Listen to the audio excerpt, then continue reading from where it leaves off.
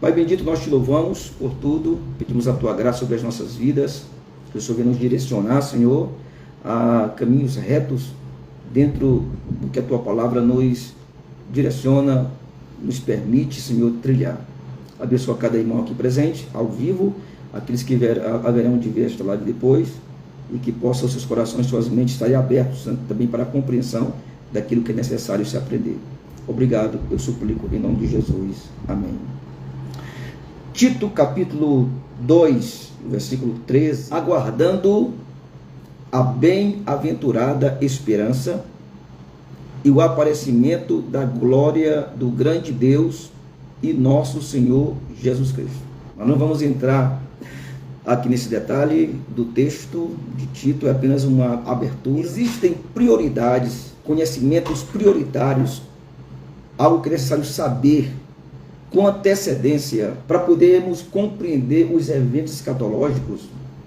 Eu falo que esse é o grande problema das pessoas que estudam escatologia e depois, com pouco respeito, começam a falar coisas como se fosse uma certeza incontestável, sendo que na escatologia, eu já vou adiantar isso aqui para vocês, está dentro da pauta do estudo de hoje.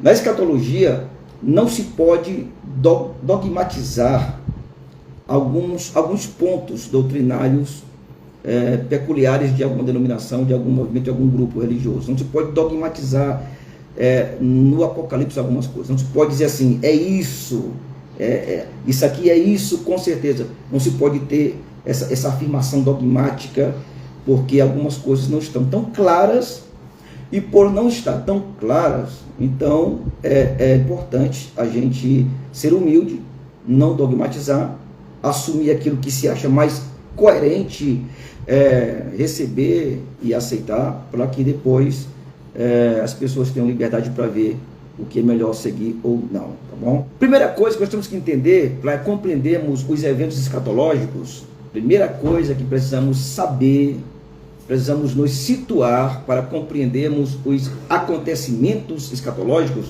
é você saber que existem 3 tipos de escatologia. Esse assunto aqui é uma introdução à escatologia. Existem 3 tipos de escatologia. Isso aí você precisa saber. Se tem uma coisa que você precisa saber de antemão e de uma forma bem convicta, bem forte, antes de você ouvir qualquer expositor, qualquer proponente aí, qualquer estudioso, qualquer médico, você precisa saber, conhecer, compreender as 3 escatologias que existem. Não tem só uma escatologia. A primeira escatologia, que vai responder coisas que a Bíblia não fala com clareza, que a Bíblia não diz com clareza, se chama, anote aí, escatologia especulativa. O que é especulação? Especulação é uma análise, especulação é uma ideia, é uma suposição, especulação é uma hipótese sem fundamento concreto ou sem uma comprovação exata. Isso é especulação. Sabe? Especulação, não há comprovação daquela ideia que se tem, não há um fundamento concreto daquela análise, daquela hipótese, daquela suposição. A escatologia especulativa é uma mistura, veja bem isso, ela é uma mistura de fatos com fábulas, sem compromisso em ter que provar algo sobre o que se afirma, certo? É uma mistura de algo verdadeiro, que é a palavra de Deus, ali tem uma revelação profética, mas mistura essa verdade com fábulas, sem ter compromisso de provar absolutamente nada daquilo que se afirma. E assim, a escatologia especulativa, ela não constrói argumentos sólidos sobre aquilo que ela apresenta. Os especuladores escatológicos, eles são especialistas em usar o texto bíblico sempre fora daquele seu contexto eles são especialistas em forçar o texto bíblico a confirmar as suas teorias ou as suas ideias mirabolantes, e às vezes ideias curiosas, ou às vezes ideias recheadas com terror. Então eles têm essa especialidade de criar. Geralmente os especuladores escatológicos, eles são muito inteligentes na questão de criar coisas, sabe? São as pessoas que têm uma mente muito fértil para pegar um texto sagrado e fazer aquela arte, aquela situação assim, que até chama a atenção, mas que na verdade não há firmeza no argumento, não há solidez na afirmação doutrinária. Especulação, que é o mesmo que hipótese, nada concreto, suposição, teorias conspiratórias, tudo isso é areia movediça, inadequado para se estabelecer uma doutrina genuinamente bíblica. Vamos aqui dar um exemplo de uma especulação. A Bíblia diz que Jesus voltará, certo? Ele voltará. Ele não disse o dia, nem a hora, ele não tocou nesses assuntos, mas a Bíblia é clara em dizer que ele voltará. Então surgiu assim um grupo, já aqui no século XIX, que através de um rapaz chamado William Miller, ou Guilherme Miller, né? Ele começou a fazer marcações de datas e disse que Jesus voltaria em 1843. E aí eles esperaram Jesus não veio nessa data. Aí ele disse, não, eu errei, eu calculei errado aqui, eu usei um calendário X, mas o certo é o calendário Y, e ele fez novo cálculo, colocou, ele virá em março de 1844. Aí chegou março de 44, aí Jesus não veio, ele disse, opa, houve um outro detalhe aqui que não deu certo, eu esqueci aqui um númerozinho aqui, que aí colocou para 22 de outubro de 1844.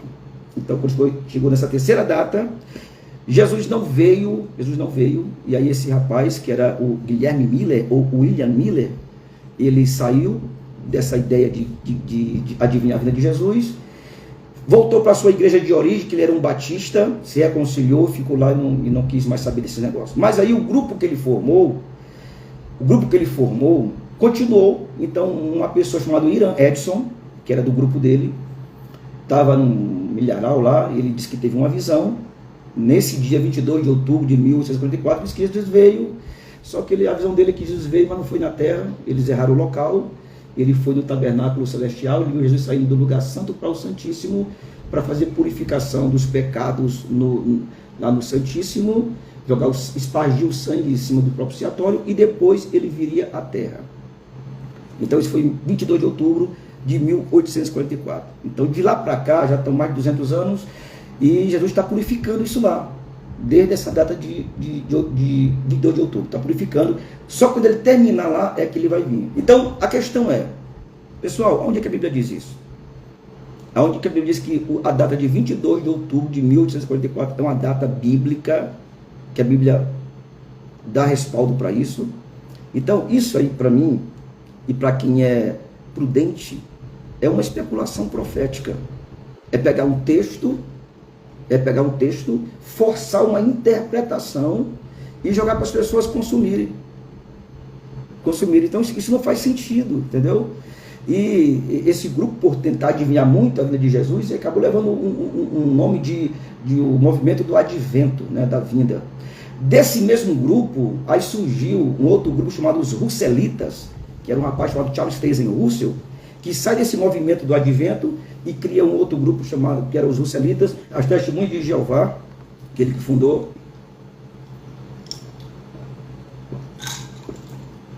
E aí ele vai marcar a data da vinda de Jesus para 1914.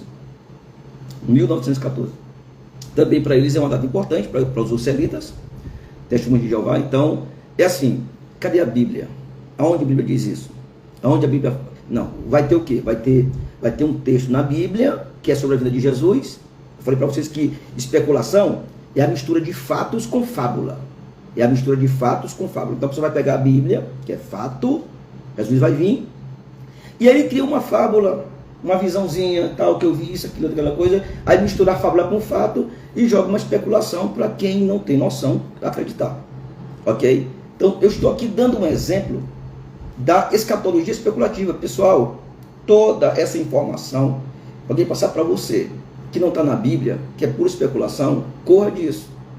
Fuja disso. Não faz sentido. A mãe do John Wesley, ela tem uma frase sobre essa questão de especulação. Ela diz o seguinte, olha o que ela diz, que a verdadeira finalidade da pregação é endireitar a vida dos homens e não entulhar suas cabeças com especulações inúteis. Bom, a segunda escatologia, a primeira é especulativa, cuidado, essa é perigosa, ela vai criar coisas que a Bíblia nunca deu nem sinal que exista. As pessoas vão criar, vão dizer, não, isso aqui é uma revelação nova, não, isso aqui surgiu agora, Deus revelou agora, sabe? A Bíblia fechou o Apocalipse, mas Deus agora abriu uma brechazinha aqui, e surgiu um novo profeta aqui que trouxe uma outra revelação e tal. Escatologia teológica. Parece ser contraditório chamar escatologia teológica, porque a escatologia, ela é uma disciplina da teologia sistemática, né? Ela é uma disciplina da teologia sistemática, mas na verdade, o que se entende de escatologia teológica é porque assim, a teologia ela se prende em fórmulas estabelecidas para poder levar algumas interpretações daquilo que é necessário. A teologia, existe fórmulas, existe princípios, método que a teologia tem para poder a gente compreender. Então, quando se fala de escatologia, ela trabalha com fórmulas estabelecidas. Com essas fórmulas estabelecidas, ela também implica em forçar assim um pouco o texto. Eu até falo assim um pouco porque não tem como não tentar forçar um pouquinho, né? Então ela faz isso, porém ela faz isso com uma régua muito precisa à luz da Bíblia Sagrada, tentando não comprometer e não corromper o texto bíblico. Ela vai compreender o texto profético à luz da teologia, não da especulação, que são fábulas. A escatologia teológica, ela vai trazer uma informação daquele texto profético à luz de compreensões, ditados ou de informações de teólogos de renome do passado e do presente. Tipo, Santo Agostinho falou isso no século IV, Calvino falou isso, Zwingli falou isso, Martinho Lutero falou isso, Armínio, Jacó Armínio falou isso, John Wesley falou sobre isso. Então, assim, existem algumas informações que nós temos hoje que é baseado em estudos feitos por teólogos do passado, lá do passado. E aí, vem de lá para cá, sendo coerente, então as igrejas adotam essas informações. Toda a informação da escatologia teológica, ela é baseada em pessoas do passado, de homens estudiosos, homens profundos, né? Tudo que a gente tem hoje na igreja foi sistematizado doutrinariamente por pessoas do passado. Tudo que a gente tem, certo? Não tem como não ser assim. Vou explicar isso aqui mais para vocês aqui. Deixa eu dar uma explicação melhor para vocês. Por exemplo, afirmar que Jesus vem antes da grande tribulação, ou depois da grande tribulação, ou no meio da grande tribulação, essas explicações, elas não estão claras na Bíblia. Elas não estão claras na Bíblia. Eu sou pós-tribulacionista, Jesus vai vir no final da grande tribulação. A Bíblia não deixa essa clareza. A Bíblia não apresenta esta clareza. Que ele vai vir no meio, vai vir antes ou vai vir depois. Não há uma clareza. Então, o sistema teológico, a teologia, vai se aprofundar neste assunto, vai pegar a Bíblia, vai pegar as fórmulas teológicas, e aonde se houver mais coerência é que ela vai dizer, eu creio que é isso aqui. Então, tem pessoas que creem que o arrebatamento vai ser antes da grande tribulação. Eu creio. Porque o sistema teológico, à luz da Bíblia, me mostra muita coerência. Como também, para quem crê que ele vai vir no meio, vai ter textos na Bíblia que a pessoa diz assim, olha, eu acho que é no meio porque aqui as duas testemunhas, elas foram arrebatadas no meio da grande tribulação, quando foram mortos, então ali representa a igreja. A gente vai colocar uma fórmula, que é a fórmula da questão da alegoria. Não, ali representa, as duas testemunhas não são literais, são representações da igreja que vai ser arrebatada. Ali é a interpretação. Isso é a teologia que faz. Outro diz, não, ela vai ser arrebatada no final da grande tribulação. Por quê? Porque Mateus mostra isso, Mateus 24 e tal. Só que Mateus mostra os judeus vivendo esse contexto. Já eu que sou dispensacionalista, nós cremos que judeu é judeu, igreja é igreja. Então, aonde é judeu é para judeu, aonde é para igreja, e é distinto isso. Se a Bíblia mostra os judeus vivendo a grande tribulação, eu também acredito que vai acontecer, porque os judeus vão ter que pagar o que eles fizeram com Jesus. Não é a igreja. Então, o que é isso? É a teologia. A teologia dizendo o que é igreja, o que é judeu. E já outra teologia vai dizer, não tem igreja judeu. Tudo é igreja, tudo é igreja. Os judeus perderam a posição de povo de Deus, então tudo que era para os judeus agora é para a igreja. Isso aqui é uma outra teologia aqui, eu não concordo. Mas são teologias. Então é importante você, antes de querer saber como vai se dar o arrebatamento, procure entender que tipo de teologia escatológica você está acreditando, você confia. Porque isso é mais importante. Isso é mais importante. Mas existem dois termos teológicos que se chama de aliancismo e dispensacionalismo. São dois sistemas teológicos que eles fazem a leitura da Bíblia diferente uma da outra. É como se fosse um óculos. Tipo, esse óculos meio que se chama aliancismo. Eu coloco meu óculos, tudo que eu vou ler na Bíblia é dentro da fórmula estabelecida pelo aliancismo, pelo sistema teológico aliancista. Se eu sou dispensacionalista, eu pego o óculos, tudo que eu vou ver está dentro da fórmula teológica do dispensacionalismo. Então, qual seria a diferença entre dispensacionalistas e aliancistas, que são os dois sistemas que vão dar luz à nossa escatologia? Os aliancistas, eles são representados pelos reformados, pelas igrejas reformadas, que pode ser encabeçada representativamente pela igreja presbiteriana. E também eles são representados pelos calvinistas, né? Pelos calvinistas, que a igreja que é bem conhecida são os presbiterianos, tem batistas também, batistas reformados e tal. Esses aliancistas, eles pegam a Bíblia e eles dizem assim, bom, os judeus eram o povo de Deus desde Abraão, Isaac e Jacó, veio Davi, veio todo mundo. Quando chega no Novo Testamento, os judeus matam Jesus. Como os judeus matam Jesus, então Deus não quer mais saber dos judeus, acabou-se os judeus e agora ele formou a igreja, agora tudo é a igreja. Tudo que foi para os judeus no passado, então agora é para a igreja. Se para o judeu no passado era a tribulação agora vai ser para a igreja. Estou falando aqui a grosso modo, isso são os aliancistas. Eles não creem que Israel é um povo de Deus hoje, mas sim que já foi e acabou e não é mais. Já nós, os dispensacionalistas, que é outro sistema teológico, a gente crê o seguinte, que o Antigo Testamento foi feito para os judeus, quando chegou no Novo, eles mataram Jesus. Como eles mataram Jesus, Deus deu uma pausa para os judeus, disse assim, Deus fica bem aqui, tá bom? Que agora eu vou trabalhar aqui em outro povo chamado igreja. E aí, desde o Pentecostes, esse povo está sendo trabalhado chamado igreja. Quando houver o arrebatamento da igreja, a história dos judeus volta novamente, porque os judeus têm que entrar no contexto da tribulação, porque a grande tribulação, ela veio para purificar o pecado dos judeus em relação ao Messias que eles não aceitaram. Se os judeus não aceitaram o Messias Jesus, então eles vão ser enganados e obrigados a aceitar o anticristo no lugar de Cristo. E depois se decepcionar com o anticristo e depois sofrer na mão do anticristo. Você deve lembrar que quando Jesus foi condenado à cruz, e alguém disse assim, olha, eu estou livre da mão do sangue desse inocente, Pilatos disse, eu estou livre. Os judeus disseram assim, que o sangue dele cai sobre nós e os nossos filhos. Vai cair na grande tribulação. Então, para poder os judeus entrar na história do plano redentivo de Deus, da dispensação, é preciso a igreja sair, porque a igreja não tem nada a ver com quem matou Jesus. A igreja aceitou a Cristo como Salvador, é noiva e tem o seu lugar reservado, a sua história diferente. Então, quando ela sai de cena, os judeus continuam a história que parou no ano 70, quando eles foram expulsos de Jerusalém.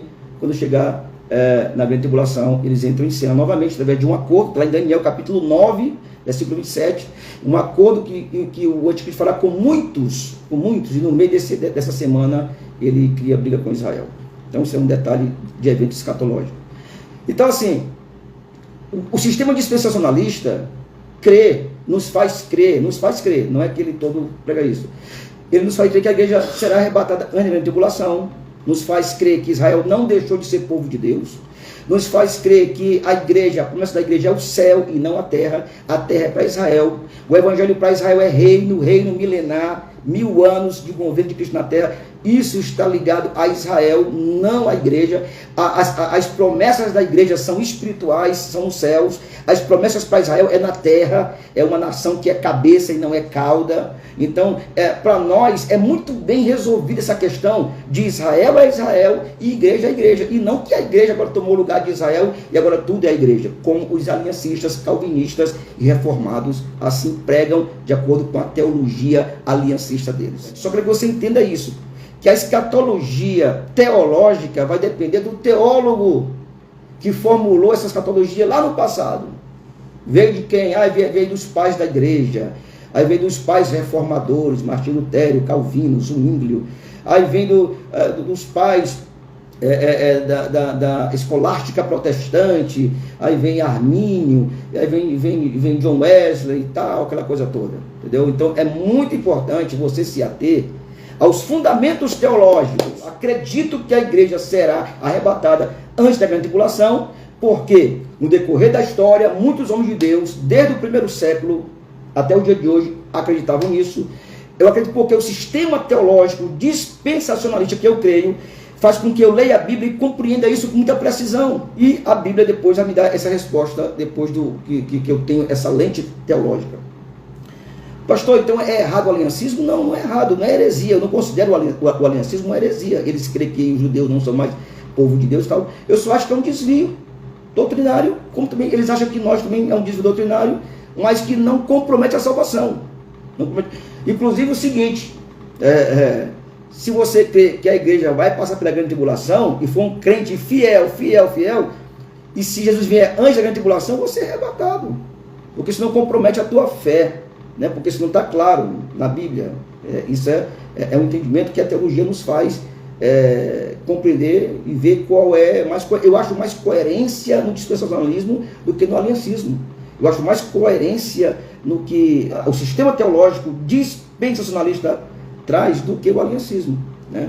Com esse negócio de dizer que agora é só igreja, que Israel não existe mais. Eu já vi pessoas dizer assim, olha, a igreja vai estar na grande tribulação. Eu digo, mas aonde? Lá no Apocalipse. Está lá, Apocalipse capítulo 7 mostra. Eu digo, não, lá está dizendo que é 144 mil judeus e 12 mil de cada tribo. Ele não está dizendo que é a igreja. Eu disse, não, mas ali representa a igreja. Eu digo, não, eu não creio nessa questão. Porque aí vem outro detalhe sobre dispensacionalistas e aliancistas, calvinistas. O detalhe é que nós, dispensacionalistas, nós cremos na literalidade do texto sagrado. Nós somos muito ligados naquilo que o texto diz, sem muita alegoria. Já os aliancistas gostam muito de alegorizar, de espiritualizar as coisas. Por exemplo, os aliancistas não creem em milênio de 1000 anos. Para os aliancistas, o milênio começou na ressurreição de Jesus e até hoje está tendo milênio. Os aliancistas são presbiterianos, calvinistas, eles são chamados de amilenistas. A palavra a é do grego, é de negação, é como se fosse ateu, não Deus, lá milenismo, é não milênio. Para eles, nós estamos já no milênio desde a ressurreição de Jesus. Porque eles veem o milênio no capítulo 20 de Apocalipse e dizem assim, não, isso aqui é alegoria, isso aqui é só uma alegoria, é simbólico. Já nós, dispensacionalistas, nós somos literalistas, sabe? Não, é 1000 anos, é 999 mais 1, 1000 anos, é 1000 anos, sem ter conversa, literal. E nós não estamos no milênio. Nós, dispensacionalistas, não estamos no milênio. Para nós o milênio ainda é futuro.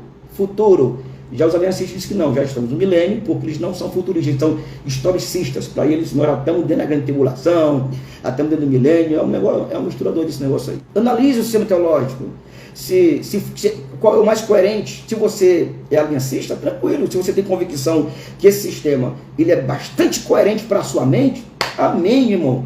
Viva a sua vida cristã e chegue ao fim da sua vida crendo nisso, que isso não vai lhe comprometer na sua salvação, certo? Eu digo para os irmãos, eu estudei bastante essas duas linhas e eu achei mais coerência, mais seriedade, inclusive na questão literalista de querer ver a Bíblia como ela está dizendo, sem enfeitar as coisas, sem enfeitar nada. Se ela diz que é 144 mil judeus na grande tribulação, pois é judeu mesmo, não é nada a ver com igreja. A Bíblia é muito clara dizendo que é 12 mil de cada tribo. No Apocalipse você vai ver Jerusalém no contexto de guerra, não é o Brasil, não é os Estados Unidos, é Jerusalém, é o Monte das Oliveiras, porque é uma situação muito voltada para o judaísmo, para o povo israelita da grande tribulação. Nunca você vai encontrar a igreja claramente, como diz a Bíblia, na grande tribulação.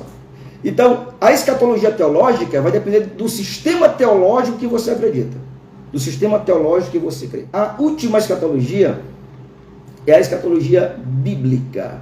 A escatologia bíblica é simples, é bem simples. Ela é aquilo que está claro na Bíblia, sem mirabolagem, é que está claro, certo?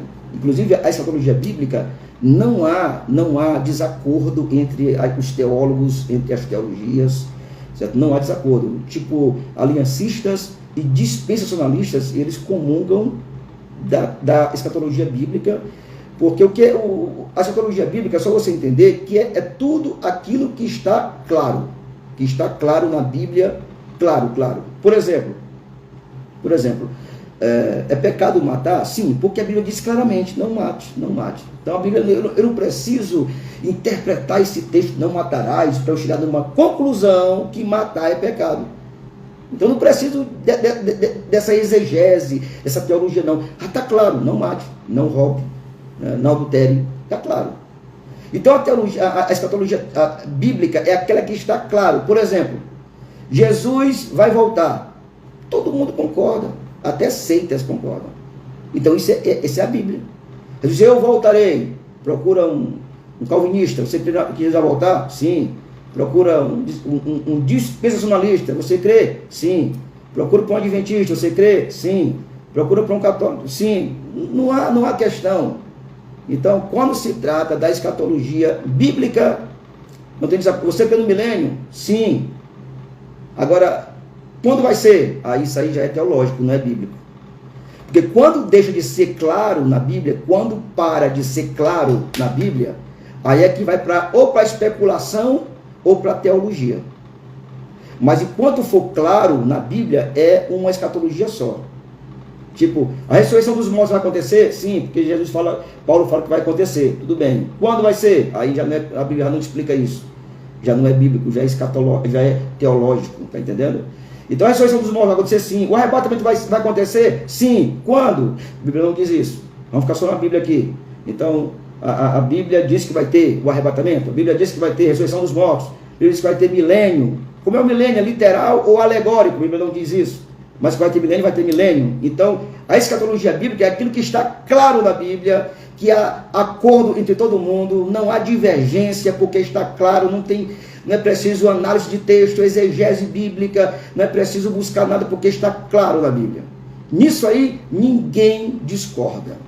Aí tem pessoas que eu acho um orgulho religioso besta, terrível. Eu não sou nem aliancista e nem dispensacionalista. Fica difícil. Então você vai ter que criar um sistema novo. Porque se você for só ser um católico bíblico, você não sabe quando é que Cristo vai vir. Você não tem nenhuma ideia. Se quiser viver assim, tudo bem, não tem nenhum problema. Viver assim meio à toa, né? Como é que vai ser a ressurreição dos mortos? Se você não tem interesse por essas informações, tudo bem. Fique só com a Bíblia aí, mas não perturbe ninguém. Não diga que você está certo, não diga que eu estou errado. E espere as coisas acontecerem. Certo? Você vai para o céu, vai de boa. Mas se você começar a querer dizer, não, eu creio que é assim, então você já tomou partido teológico.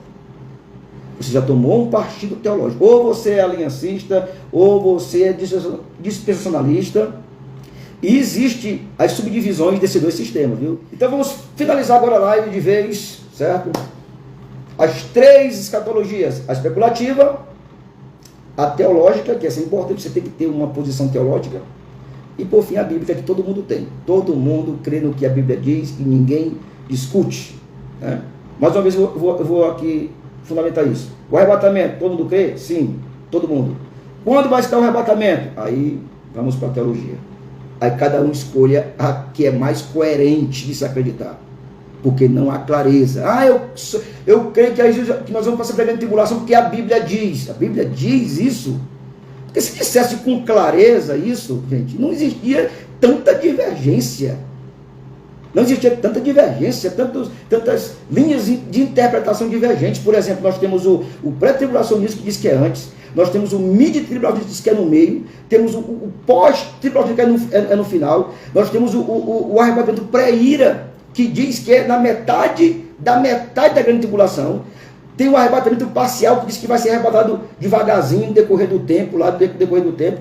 Tem tantas linhas interpretativas, como é que ele diz com tanta clareza que nós vamos passar pela grande tribulação? Se fosse tão claro assim, eu não estava sendo dispensacionalista, eu achava isso na Bíblia. Mas não há clareza. Viu? Se alguém crê que é depois da grande tribulação, é porque a sua linha teológica que você adotou faz você crer nisso. Se eu creio que é antes, é porque eu achei mais coerente a minha linha teológica. Então, repito mais uma vez, escatologia não tem dogmatismo. Não, é isso e fechou. Não. Existe coerência teológica. Coerência teológica. É isso que você precisa saber e entender. Ok? Pessoal, muito obrigado. Muito obrigado aí pela presença. Qualquer hora eu faço uma outra live nesse horário. Deus abençoe. Fique na paz. E como eu gosto de dizer, esse é o meu entendimento.